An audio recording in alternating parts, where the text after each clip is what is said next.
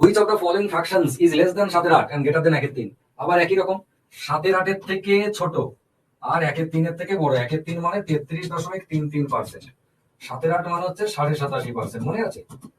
7/8 মানে 1/8 7 গুণ। 8 slab, 8 slab মানে কত করে? 12.5। তাহলে 12.5 ইন্টু 7। এইটাকে আমরা এতক্ষণ ধরে যেভাবে করছিলাম, যে খুচরো টুকুকে বাদ দিয়ে দিচ্ছিলাম।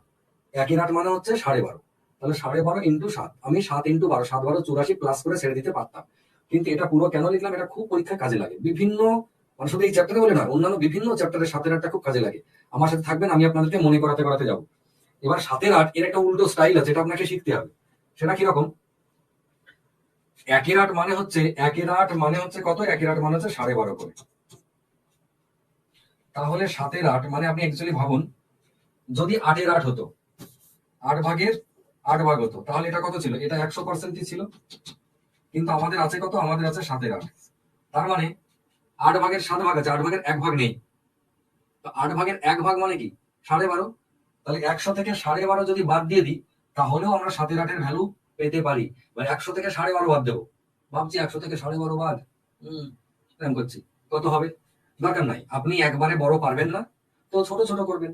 আমি বহু দেখবেন আপনাদের কিরকম বলবো, 100 থেকে 12.5 বাদ একবারে দিতে হবে না। আপনি 100 থেকে 10 বাদ দিন, 90। এবারে 2 বাদ দিন, 88। এবারে 0.5টা বাদ দিন, 87.5। তাহলে কত হয়ে গেল?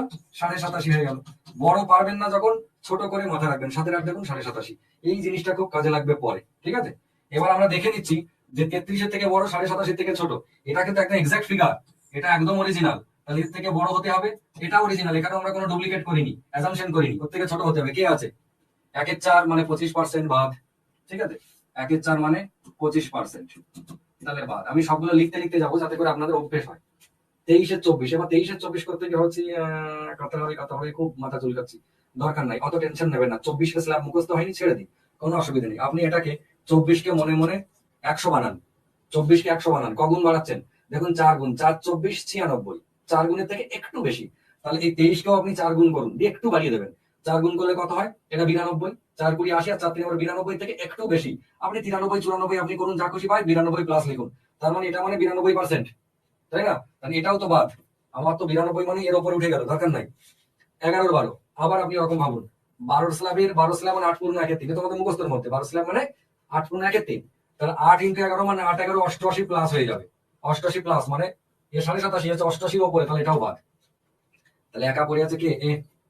ওটাই উত্তর, তাই না? আমরা এটাকে টিক মেরে দিলাম, নাম অফ দিস তো নেই, বাকি রাখে উত্তর না, তাহলে ওটাই উত্তর।